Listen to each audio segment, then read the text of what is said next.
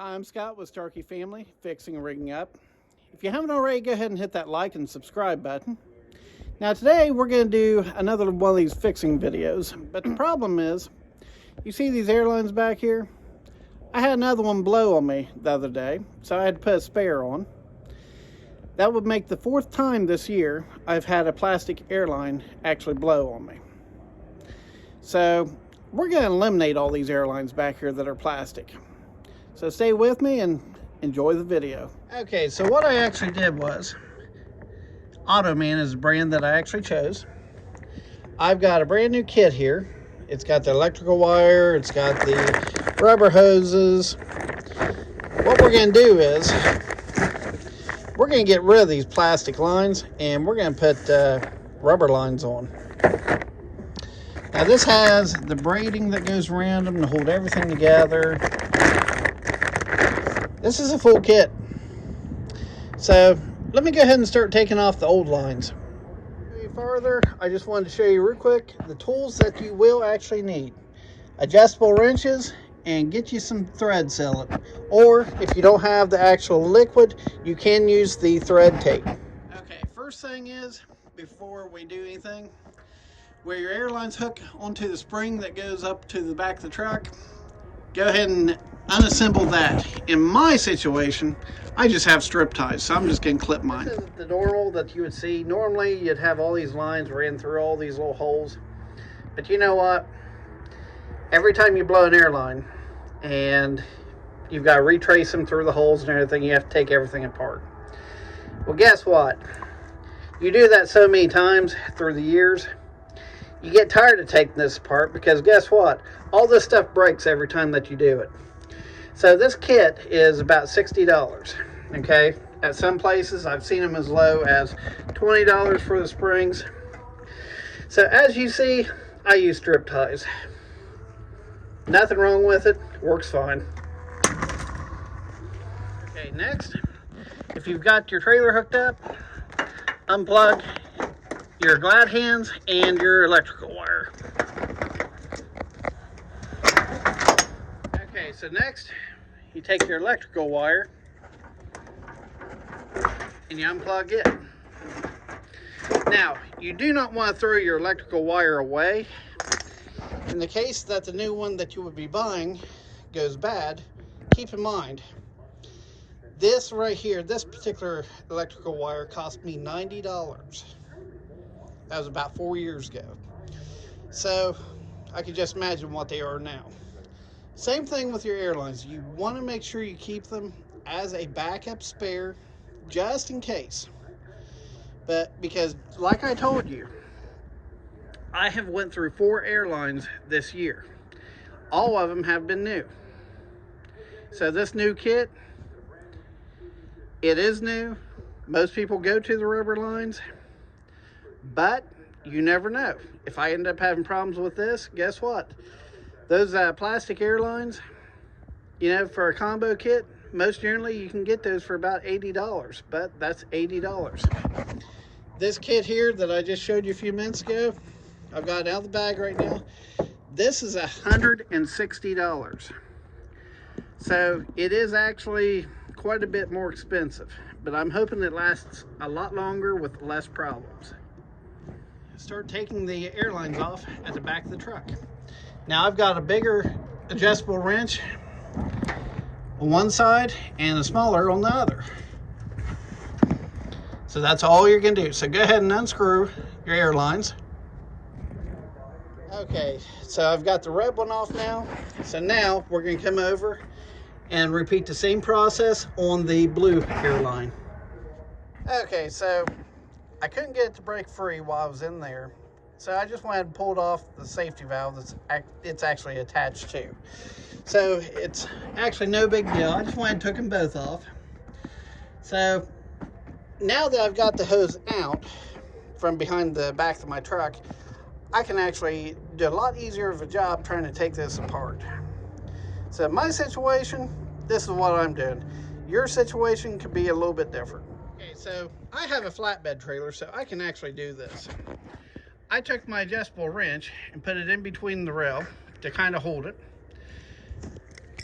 And now I can take my other adjustable wrench and put it on this side here, and I can actually hold everything a lot more stable to actually take it apart.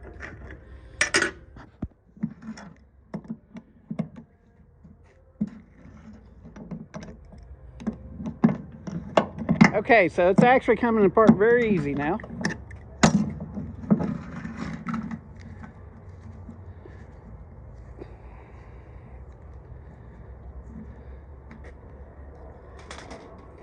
Okay, so do you see this inside of there, all that junk? We're gonna clean all that stuff out. So let's go ahead and take care of that real quick. Okay, so here's how we're gonna clean this housing out. This is my cordless drill. As you can see, I got a little wire wheel attachment on there. Put it in reverse mode. And what that'll do is, that'll clean that whole housing out of there. As you see, doesn't look too bad in there, does it? So we'll just take this and we're going to go around these threads here, and that'll rip all that tape off there. And that'll clean all those threads up.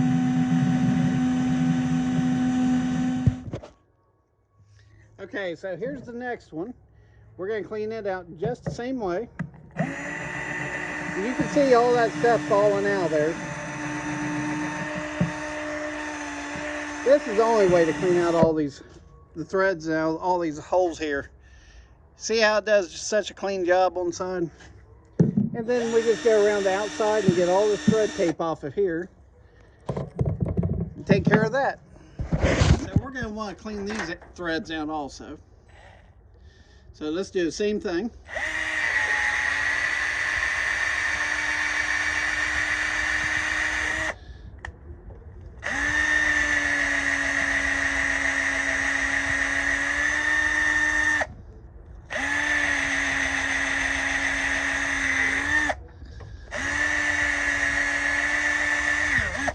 Okay, so those holes are cleaned out now. Okay, so we're ready to put these valves back on. So I am going to go ahead and put some of this liquid thread tape on there.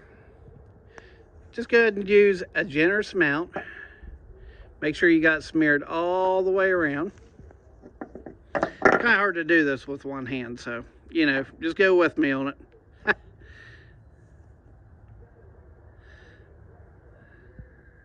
So anyways, we're going to go ahead and put that on now.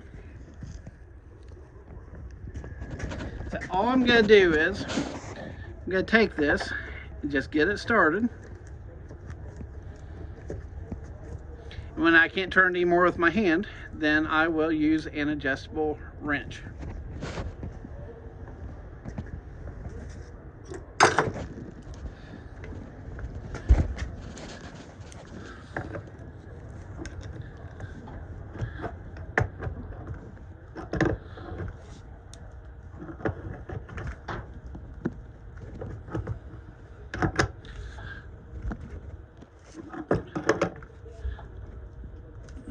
Okay, so that one's tight. So we're going to do the same thing on this side here too. We are again. Use more liquid thread tape. Use a generous amount. We're just going to spread that all the way around on these threads here. Make sure you use a generous amount.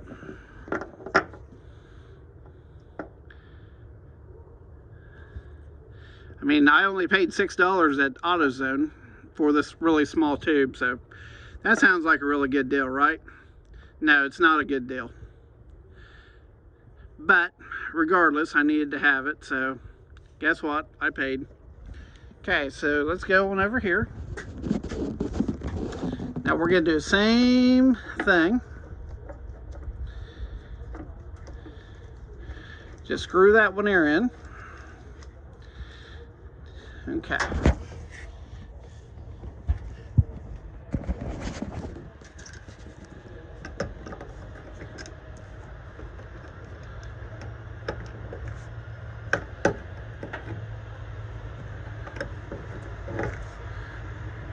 Okay, so that one there is tight now. Okay, so I've got my line laid up on my catwalk. Your air hoses are separated by blue, red, and of course you have your electrical line. Now the way my truck is set up, as you see, that's female. So I need a male adapter to actually go inside. Well, this has actually come with a male adapter. Now, if your truck does not take a male adapter, that's fine, because this actually comes right off of here. If you get two hands.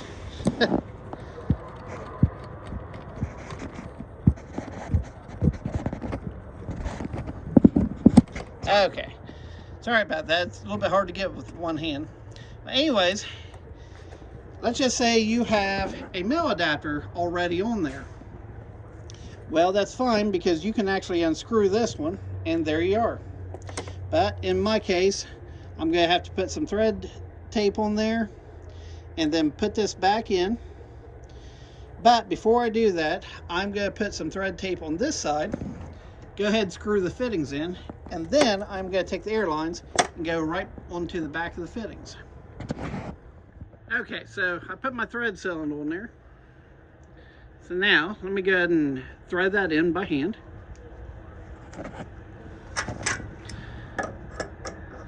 I'll take my smaller adjustable wrench and just go ahead and work this in. Okay, so I've got the fittings in. So now you're wanting to take your thread tape on the outside on the threads. So let me go ahead and take care of that. Okay, so I've got my thread tape on. So all I'm going to do is I'm going to start out with the red line, which on my truck, if you're looking at the lines, is on the left-hand side. So what I'm going to do is, this right here swivels. So I'm actually going to screw that onto here. So let me go ahead and do that. And then I'm going to go ahead and take care of the one on the right-hand side, which will be the blue. This bolt right here. But since I can't hold my camera and do this at the same time, I'll go ahead and tighten it out. So I've got the air lines hooked on here in the back. So now we're ready to do the electrical cable. Okay, now if you can, take a rag and kind of wipe out that housing. I still got a little bit in there, which I'm going to take care of real quick. So go ahead and clean your housing out for your electrical terminals the best that you can. Okay, so the next thing is, before you attach your electrical cable, make sure you get electrical grease. I keep this stuff in my truck, but what you're going to want to do is you're going to want to force that electrical grease down inside of those terminals. The reason being is you're going to be going into hot weather, cold weather, rainy weather, snowy weather, salty weather. And if you do not do this, all of that will turn green and rot out in no time. So let me go ahead and grease that. Okay, so this is what the terminal is going to look like after I fill it full of grease. Now it's ready to just install. So you can see on the end of these, there's no glad hands. Well, you're going to take your old glad hands and you're going to actually put them on here. Or if you don't want to do that, just go out and buy new ones. But I will tell you that new glad hands, depending on where you pick them up at, for a good set, is about $15 to $20 a piece. Myself, I'm going to reuse my old ones. Okay, so the same thing applies on this. Since I have a flatbed trailer, I'm taking my large adjustable wrench and shoving it down the rub rail. And basically, I've been using my trailer as a workbench. So for me, this is actually a little bit simpler, because when you're holding this and you're trying to take it apart, then you really don't have very good leverage. Now, if you're at your house, you can take a vise, you can do different things. This is what I'm choosing to do. So basically, I just put some downward pressure on there and then unscrew it. So let me go ahead and take this apart. Okay, so I now have them apart. But as you can see, I need to take my drill and do some more cleanup. So let me go ahead and take care of that real quick.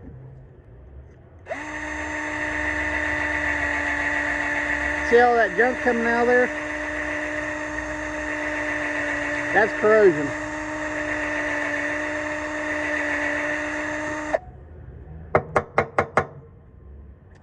So I'm going to do one more cleaning in there. I'm going to run this in a little bit deep.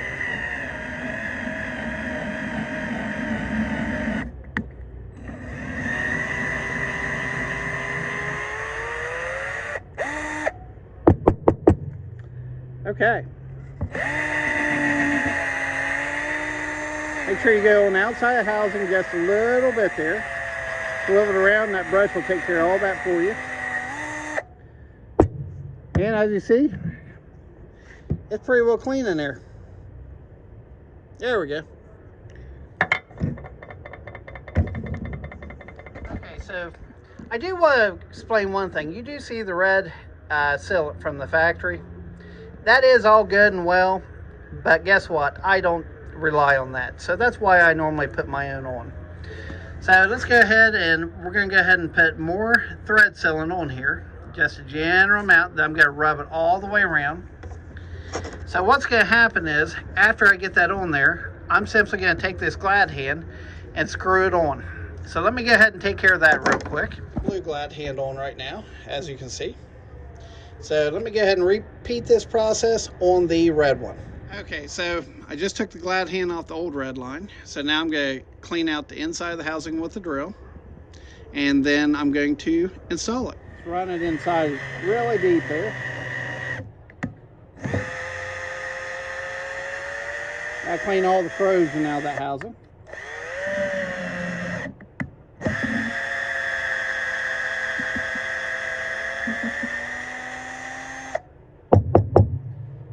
Okay.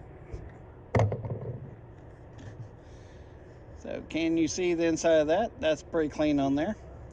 Let's go ahead and do this outside lip a little bit. I forgot to do it. So all we need to do is just kind of swivel it a little bit. And now clean up the outside there. Okay. See how the rim on it right here is now cleaned up? Okay, so let's go ahead and install this. Okay, so same thing. I just went ahead and put my cylinder on. So I'm going to take this Glad hand and just screw it on. So let me go ahead and take care of that real quick. Okay, so now I have both Glad hands on there. So now it's time to attach it to the spring. So let me go ahead and get my zip ties, because I'm not doing any different. Okay, so I just hung up the hoses, but before we get to that, I'm going to show you something that's really important. Electrical grease. If they're like really dried out, you're going to want to put just a little bit of electrical grease on your seals for your airlines. Now, this right here, here's how much we're going to fill this thing up. We're basically going to just inject it in there until it squeezes out. This is a lot easier with both hands, but I'm doing a video, so you know. So you want to make sure you get grease in there, because this electrical line is actually the one that you're going to be unplugging quite a bit. When you're bobtailing, this is the one that's going to be out in the weather. This one here, you have absolutely no reason to unplug it. So we're going to actually do the gasket on the blue Glad hand also. But basically all you're going to do is you're just going to go along it. And the reason why you would do this is that way your gaskets don't get dry, rotted out, and they last a long time. Believe it or not, these things still, even though they're tight, they still vibrate just a little bit. So this right here will help on your wear. Okay. So now we're going to plug it into the trailer. Put it in there all the way. Make sure it's locked. Got a little bit, there we go. Locked down. Now we're going to take the red one. Nice handles, aren't they? Okay, see how easy that went on? Now we're going to take the blue one.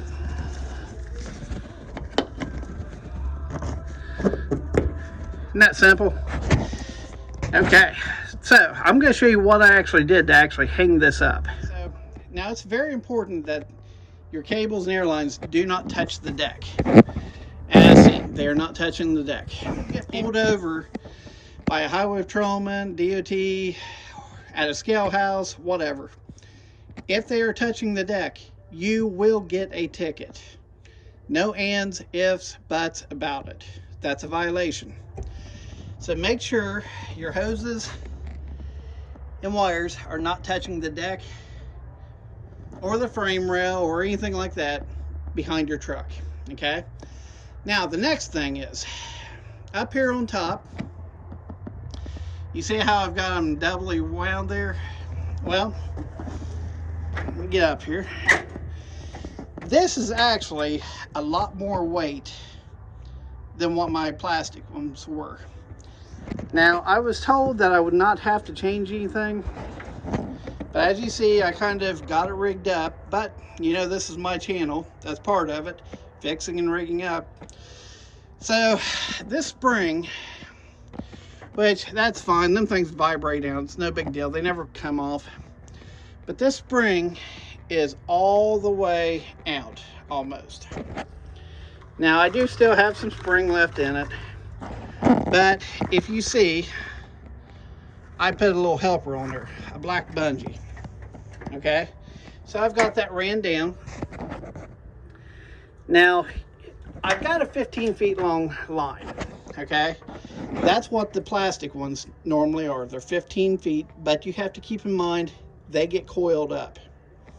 Now, I'm still going to need excess line to come back to the trailer when I swivel, when I'm turning in town or whatever. So what will happen is I've got a bungee here holding this, and then I've got my spring. So when I go to swivel, this will still stretch and I will have plenty enough room. But now that I don't have the coils, I don't actually need the whole 15 feet.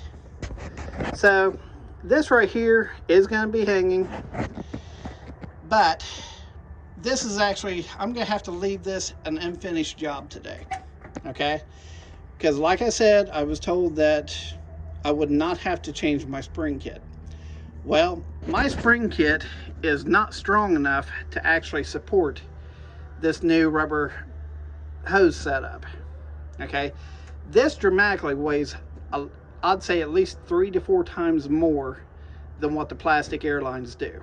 Okay, so in the area in which I live in, there's no place to buy these. Okay, so what I'm going to do is I'm actually going to order a set of them, and when they come in, I will come back and revisit this. Okay, and I will do a new video on replacing the spring. But as for this, I'm going to show you what happens here. You've got this nice little sleeve here. As you can see, this right here is rubber. You've got another lock just in case you want to undo anything. Of course, you see I've got my bungee wrapped around everything. Now, normally when I do a video, I hate to leave things rigged up like this, unless it's one of these deals where I'm at the side of the highway and I'm trying to get by. But unfortunately, in this video, I'm going to have to leave it undone. But when I come back, mainly the only change that I'm going to be doing is adding a stronger spring to the very back of this. And what that stronger spring will actually do, it'll just pull everything up. Okay, so it's not as bad as what it looks. But I'm going to tell you that if you do try to do this yourself and you run into the same situation, make sure on your bungees you take a pair of channel locks like I did and crimp these down a little bit tighter. Otherwise, these bungees could actually pop off there. But you don't want to pop them all or squeeze them all the way flush, because after you get done with the bungees, you're going to want to spread them back open so you can use them on your load with your tarps. Okay, so anyways, I'm going to call this a video. But like I said, we are going to come back and revisit this pretty soon, and I will have a new spring kit for this. I'm Scott with Starkey Family, Fixing and Rigging Up. I hope you've enjoyed the video. I hope you learned something. I know I learned something. I know I learned that I got to get me a spring kit now. But anyways, don't be afraid to do this yourself. If you would go to a garage and pay someone to do this, just picture this. $160 for the actual kit. That's what I paid. And if you would take this to a dealership or some other garage, they're going to charge you at least an hour's worth of labor. Most of the time now, an hour's worth of labor could be anywhere from $120 to $140 an hour. So just keep that in the back of your head. This is not difficult. So anyways, check out my other videos. Make sure you hit that like and subscribe button. I hope you learned something, and I hope you saved yourself some money by following my steps. Have a great day. See you next time.